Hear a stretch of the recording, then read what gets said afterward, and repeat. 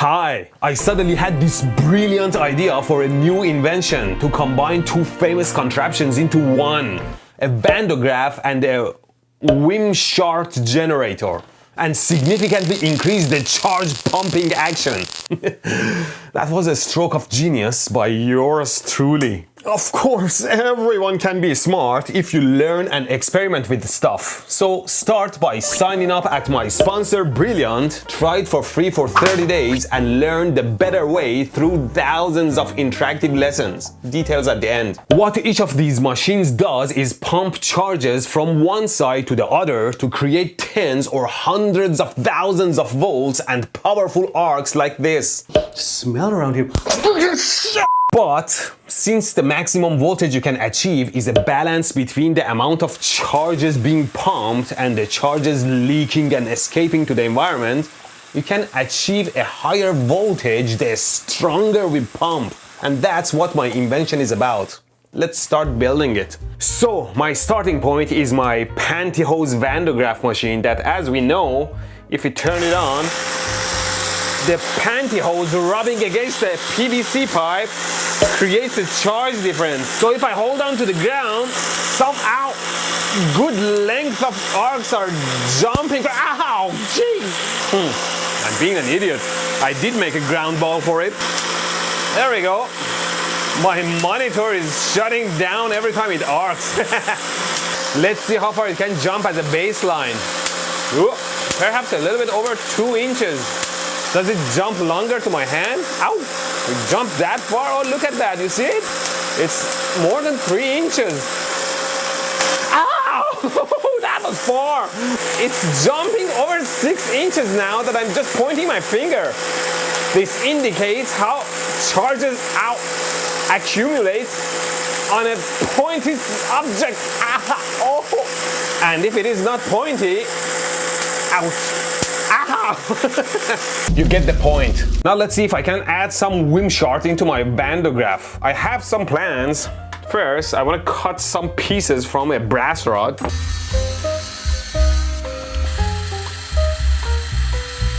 Like these, well sanded too, because, well, we don't want to damage our pantyhose. I also cut a piece of plexiglass I like to place between the belt to create some isolation between the two sides of the belt. I'll explain later. Just add some hot glue to hold it in place. Now we take some popsicle sticks. We hot glue these rods over the sticks. Then we are going to hot glue these to the posts, pushing the belts further towards the center. So basically, you see, with these, I have pushed the two sides of the belt closer together while the plexiglass is keeping them apart. Now I'm gonna cut some copper pieces out of my copper tape. I need both hands. We round their corners a bit. And we end up with copper pieces like these. We stick these copper pieces to the pantyhose, praying that the copper tape's adhesive is strong enough to hold on to the pantyhose. Okay, now we have copper tape pieces on both sides of the belt. Let's increase the voltage and give it a try. Ah. The hell? Oh, there you go. What is wrong with this? Damn it, the edges of these copper tapes get caught behind these thingies. Maybe I put some electric tape around it to make it a smoother surface like these, so those copper tapes can slide over this surface easier. So I made it better by adding these strips of duct tape to the edges of the copper so that they won't get cut, as long as we don't increase the speed too much.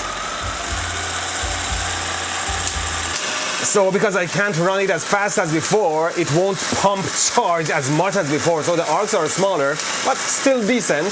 Now I added another wire to the ground with a ball at the end, and now if I touch the belt on the side that is going up,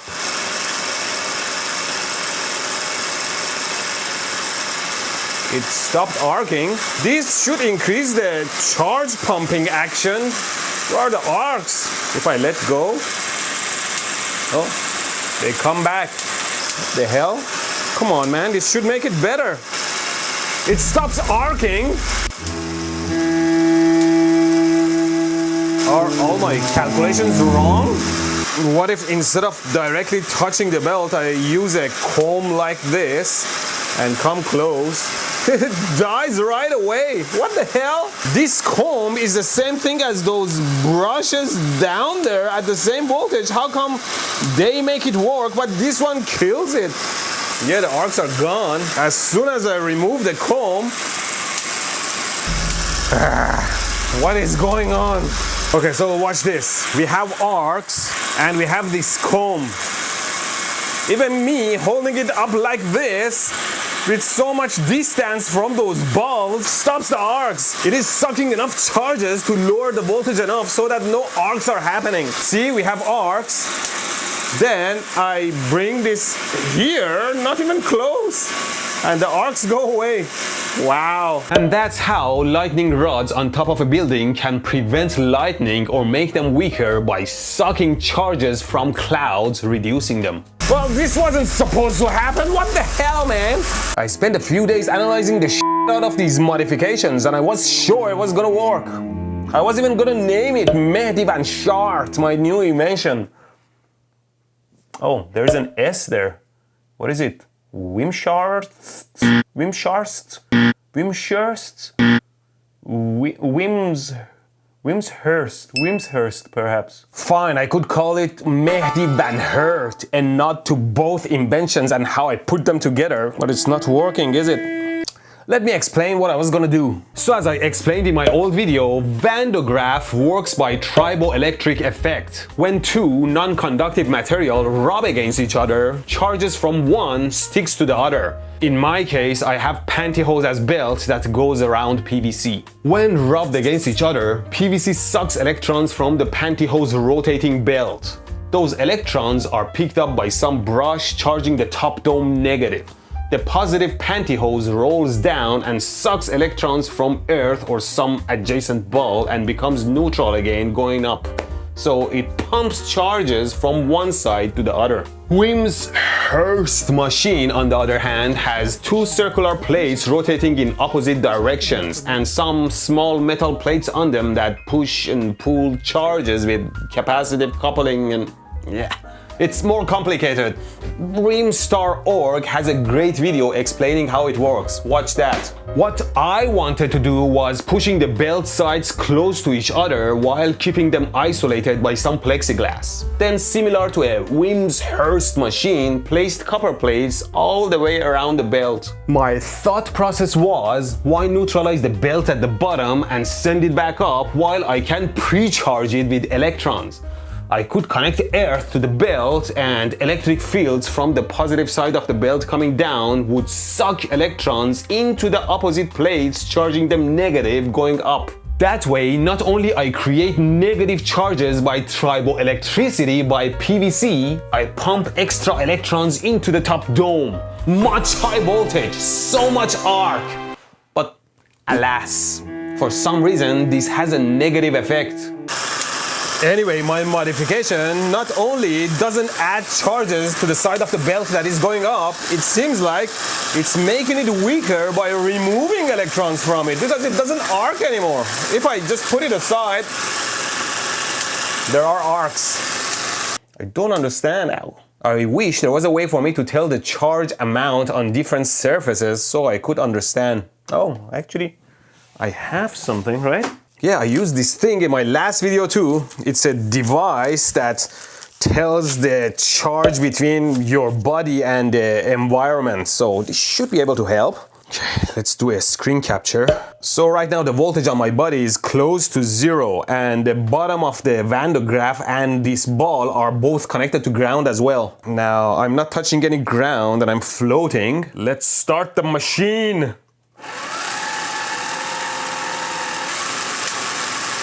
Seems like my body is picking up some charge. Let me bring my hand close to the ball. Oh, the voltage on my body is going down. Those pulses are because the ball is discharging to the ground. If I bring my hand close, ouch!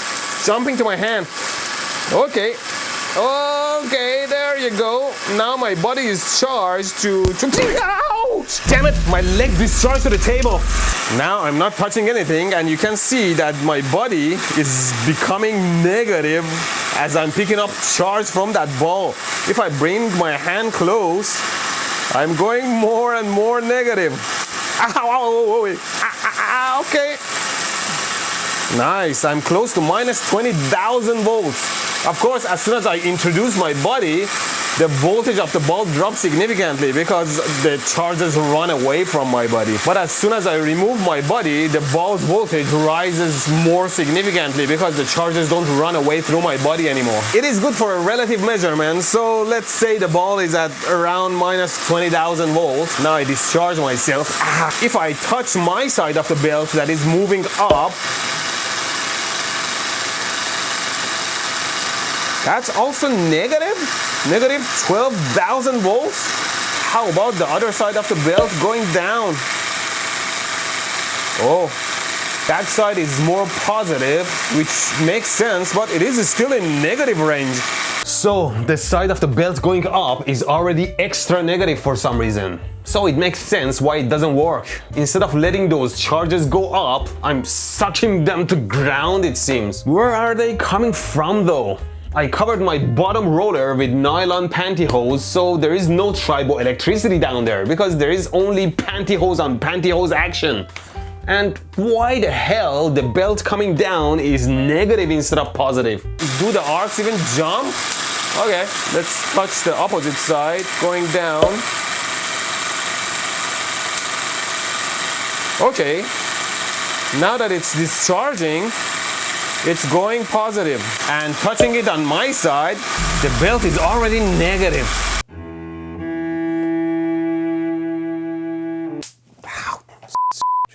Okay, I have a feeling what might be going wrong here. It is possible that the top dome being very negative and naturally charges wanting to escape now found a way to discharge. Perhaps electrons found their way over the sharp edges of the copper plates, bringing the voltage on both sides of the belt down negative. Although, there is still a big voltage difference between the sides. So initially, when the dome voltage is low, the belt going down becomes positive. But as the dome charges up and charges escape, belt voltage becomes negative. In this case, me introducing a ground actually sucks charges away from the dome faster. This makes me think, what if I just remove all these stupid copper plates I put on here? Kudos to their adhesive though. Now I can't even run it at full speed again. Let's see if it is not weaker than before. Ow! Well, it's not weaker if it is not stronger.